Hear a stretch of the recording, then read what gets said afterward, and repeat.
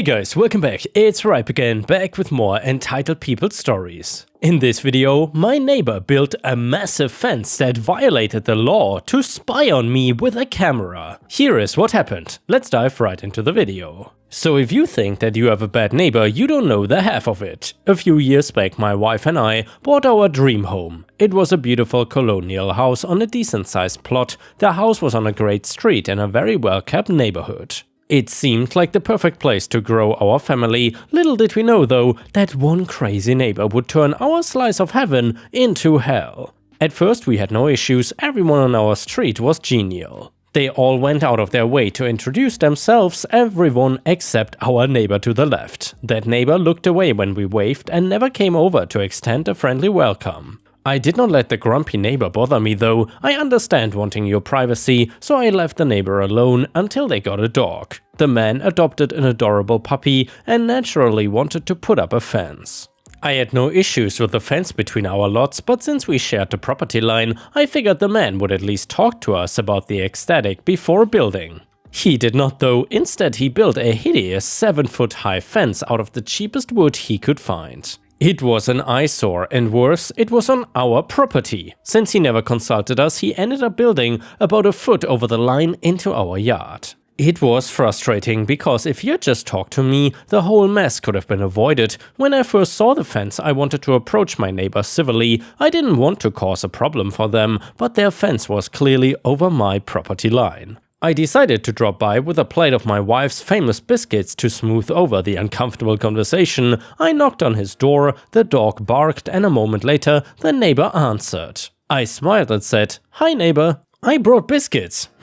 He said. So I said, I was feeling a little off guard due to his less than warm greeting. "The biscuits are for you. I wanted to bring a small offering because I actually have a little issue I wanted to tell you about." The neighbor said nothing. He just crossed his arms and stared at me. "You see, your fence is over the line into my lot," I said. "I'm sure it was just a mistake. I can even help fix it, but I would love to see it moved." I was trying so hard to be polite and the guy was giving me nothing but eye rolls and scowls in return. "I'm not moving crap," he said. "Excuse me? You heard me. It's my fence and it's staying," he said. "Look, I'm trying to be nice here. I know it's a pain, but the fence is actually in my yard. Can't we reach a solution for both of us?" I said. "The solution is my damn fence stays," he said, and then he slammed the door in my face. Wow, that went well, I said to myself. Since my neighbor was not willing to cooperate, I had no choice but to hire a property surveyor. They assessed the land and compared it to city records, and finally they determined the fence was, as I suspected, on my land. I brought the documents to my neighbor, and again he greeted me with inflexibility and rudeness, so I had no choice but to hire a lawyer.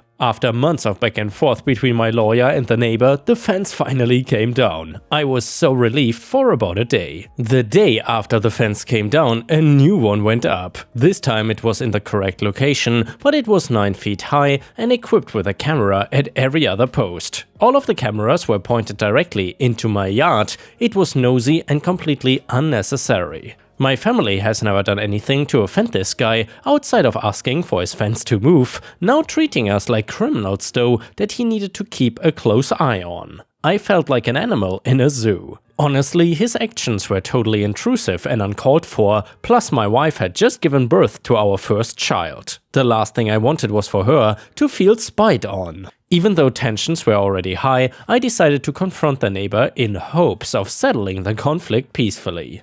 I knocked on his door, this time without biscuits. He answered with his usual surly manner. "What?" he said. "Hi," I replied. "I was dropping by to ask about the fence." He cut me off. "I took the damn thing down." And by the way, Ripe Stars, if I sound a little bit weird today, I apologize for that, but I feel like I'm getting sick again, so I will try to record as many videos as I can before my voice is wiped out. Anyway, what else do you want? "Well, it seems you added a bunch of cameras to the new fence. Do we have a problem?" I asked. He laughed. "Ha, yeah, the problem was the time and money you cost me on this fence fiasco. So now I've got my eye on you. Next time you do something out of line, I'll make sure you pay." I was taken aback. I knew he was rude, but threatening me was a whole other ballgame. I thought of my wife and baby at home and shuddered. Is that a threat? "No, I'm simply paying you back. You got nosy about my fence, now it's my turn to poke around in your business," he sneered. I felt sorry for the guy, he clearly had some deeply seated issues that made him angry, but I would not stand by while he terrorized my family. I didn't want things to get ugly, but he was not giving me a lot of choice in the matter.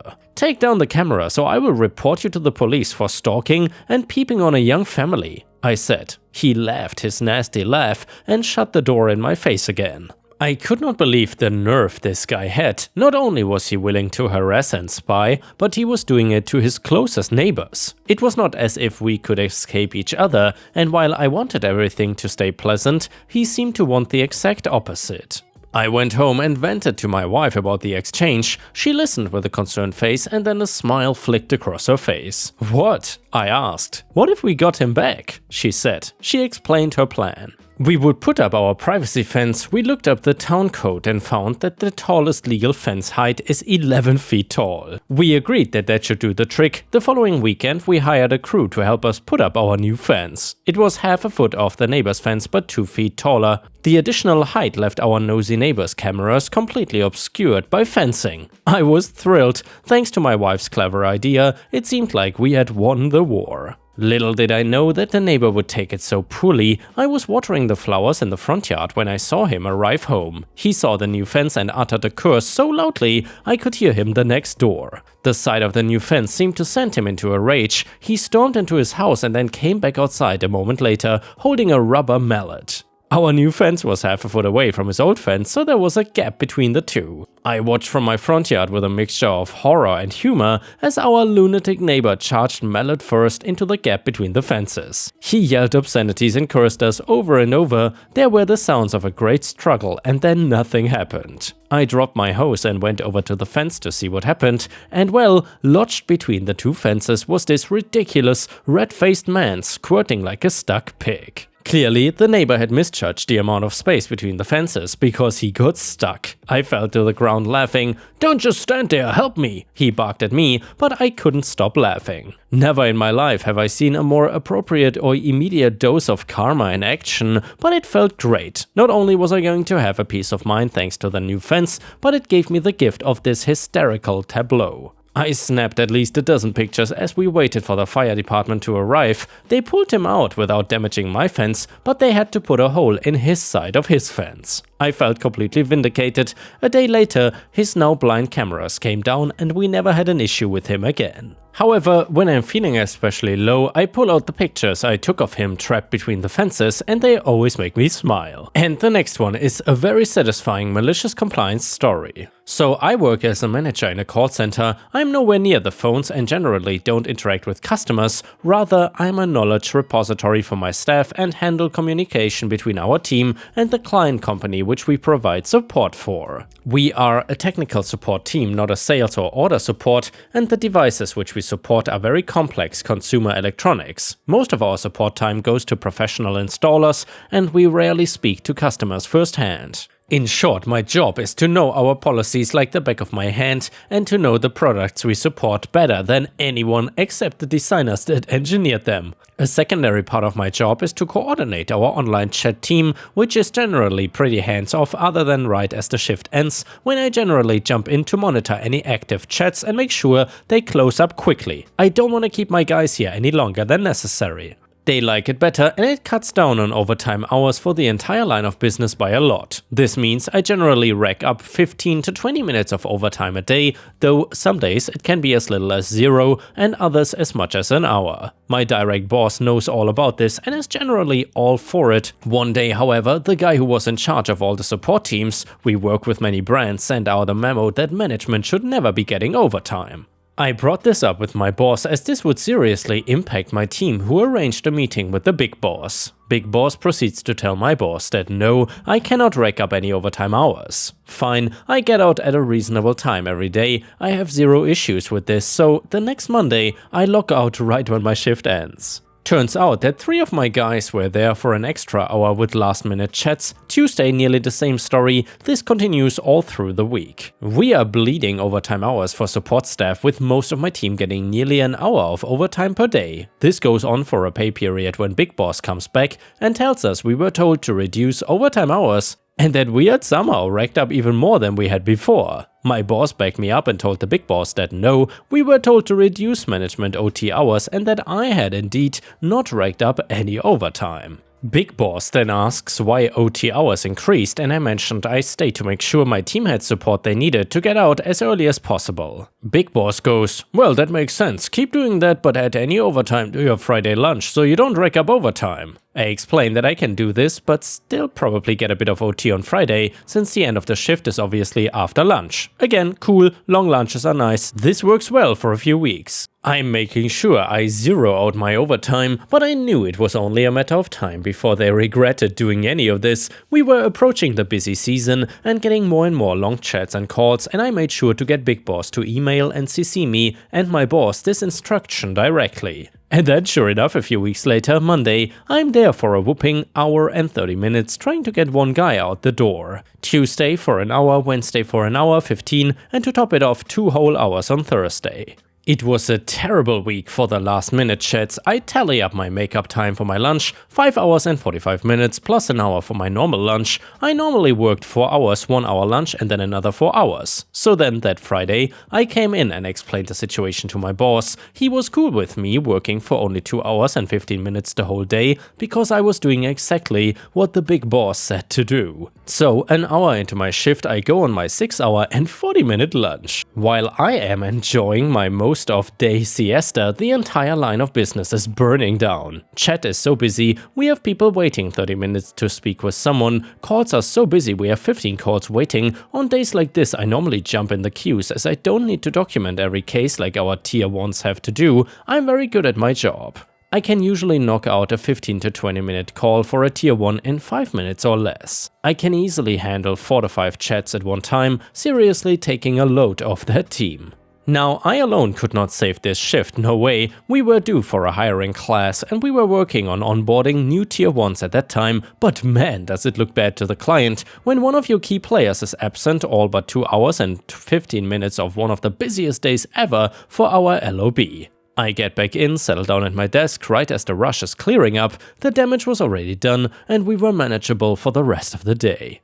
Right at the end of my shift, I look and notice that there's no one on a chat and no queue, so I immediately log out and thank my team for working hard that day. Then Monday comes, I get to meet with the client, Big Boss and my boss for our weekly meeting. The client is furious about how on Friday, one of our best assets was on a super long lunch break and Big Boss puts me on the spot and asks why that was. My response was rehearsed. According to company policy established and agreed upon on date we met with the Big Boss, I am not to accrue overtime hours. Any hours over 8 worked with the work week must be made up during my lunch break on Fridays. Big Boss began denying it when my boss stepped in and was like, wait, I got an email about this. He pulls up the email Big Boss sent and shares it on screen in the meeting. Client is pissed and the corporate rep begins ripping Big Boss a new one on the phone. After ripping into Big Boss, the corp rep speaks to me telling me to accrue as many hours as needed to make sure my job is done and that if my company wants to retain this line of business, Big Boss is not to interfere with my generally very successful management without consulting them and myself. Since then, Big Boss has continued to try to interfere and change how I run my line, however, every time so far, the corporate rep has had my back. They are extremely happy with my work and know that I do a great job. Heck, they even pushed through a large raise for me when Big Boss was blocking my boss's attempts to get more money. And the next one is titled, They Told Me to Get Revenge. This happened to a friend of mine years ago and me as well, but he did the revenge. I lived in a small village by the sea. Most people had a small boat with an outboard motor, people were not poor but far from rich. Someone began stealing gas from the boats on multiple occasions, lots of people got livid. They lost their gas of course, but even worse was that several ran out of gas far from shore, potentially very dangerous. A friend of mine went to the local police and got to talk to the chief of police and got the following advice. Fill a can with gas, mix it with sugar and put the can in your boat. My friend got a bit concerned and asked if this was illegal and could get him in trouble. It's not illegal to mix sugar and gas, it's your gas. If someone steals it, it's no problem of yours. If the thief files a complaint, you can be rest assured that I will follow it up regarding all the thefts. And so he did. A nice brand new can filled to the brim with gas and lots of sugar, and the can was gone the day after. Fast forward a week, the local engine repair shop got a pretty new 120 horsepower engine in for repair. As I said, it's a small village, so after checking up on the engine, it was easy for the mechanic to put 2 and 2 together. The mechanic told the customer that the engine was beyond repair, a lie I guess, and that the customer should contact the police because this was sabotage. The police got no complaint. Of course, the story went viral in the small community. The thief was until then a well-respected person. The moving van showed up a few months later. And the next one is titled, Karen Called the Cops on Me. So I moved into a nice little neighborhood with my husband and my soon-to-be newborn. One night my husband was walking our corgi puppy and the neighbor from across came outside. The corgi puppy runs over to her and the woman shrieks and runs inside. Husband comes out later without the puppy and she cusses him out, screams at him. He tries to apologize but she keeps screaming. A few days later, a humane officer comes to my door, wakes my newborn up and tells me he will give me a fine for allowing my dog to charge our neighbor if it happens again.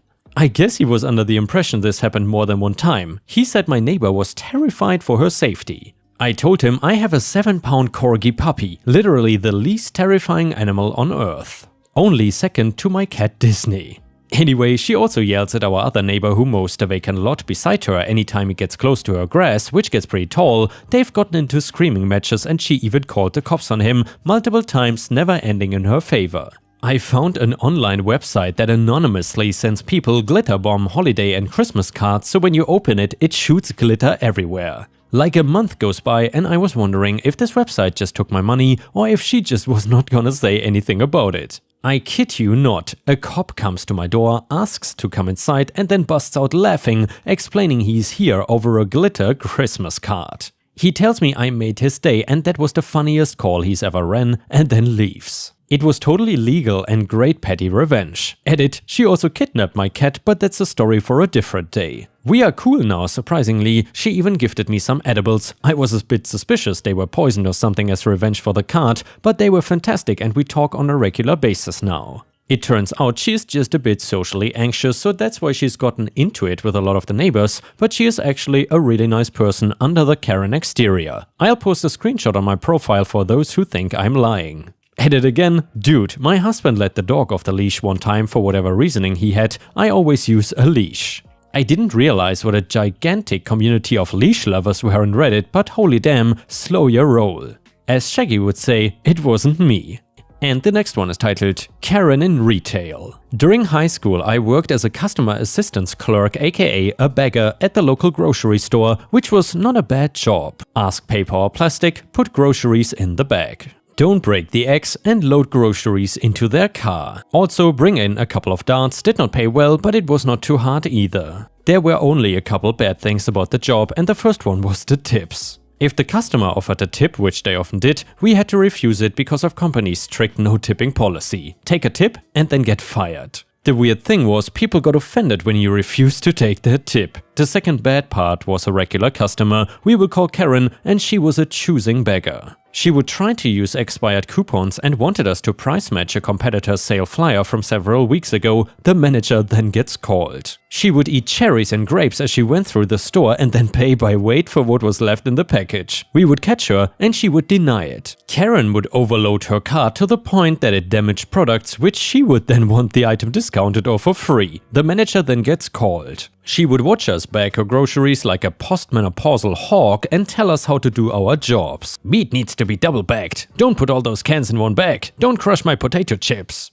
Karen, I completed the putting crap in a bag course when I got hired. I got this. On this particular day, my friend Tony got stuck bagging her groceries. She switched from paper to plastic after he had bagged half her groceries. He goes back and rebags her groceries. He had to put everything in a different cart because the one he picked did not look clean enough. The cashier gives her the total and she loses her mind. The prices are too damn high and the store is trying to rob her. She demands to know why she didn't get a double coupon. The cashier explains that Double Coupon Tuesday is in fact only on Tuesday, not on Thursday. Apparently Karen could not make it on Tuesday, so we should give her double coupon values on Thursday. Manager gets called again. Manager explains the complicated Double Coupon Tuesday is in fact only on Tuesday, not on Thursday, policy to Karen. Karen says, "F it, I don't want any of it." At this point, the manager just surrenders, gives her double coupon value just to get her out of the store. The cashier is pissed and Tony is pissed too. The customers in line behind Karen are pissed as well. As Tony is putting her groceries in her car, Karen says to Tony, "Be careful loading my groceries. And don't be expecting a tip from me." Tony says, "Company policy prohibits us from taking tips anyway." Tony should have stopped there, but he didn't. He then says, "Besides, what would I do with your last dollar?" Karen begins to boil. She says she's going to go inside and tell the manager that he demanded a tip. Karen waddles off angrily. Now, Tony could have gone inside and spoken to the manager. Manager might have believed him, especially since the manager knew Tony was a good guy and that Karen was a total wackadoodle. Instead though, Tony said, "F it." Karen storms in and grabs the manager. And we all watch through the big windows as Tony starts slamming bag after bag into the trunk of her rusted-ass Cadillac sedan DeVille while cussing like a drunken Norwegian. Food is flying everywhere, sodas are exploding. Boxes are ripping open, and the eggs… oh dear lord, the eggs! Karen for once is speechless. The manager is speechless as well, and hell, everyone is speechless. Tony walks in, takes off his apron and hands it to the manager. He turns to Karen and says, "Have a nice day. Come again soon." And then he flips her the bird and walks out into retail history. And yeah guys, if you cannot get enough of my content, please don't forget to check out my podcast by searching for Ripestories on all major podcast platforms such as Spotify, Apple or Google Podcasts. Furthermore, you can find bonus content by going to patreon.com/ripeyoutube or by clicking the join button here on YouTube. For a small monthly fee, you will get access to dozens and dozens of exclusive videos you won't find anywhere else. Thank you so much for watching, and I hope to see you again tomorrow.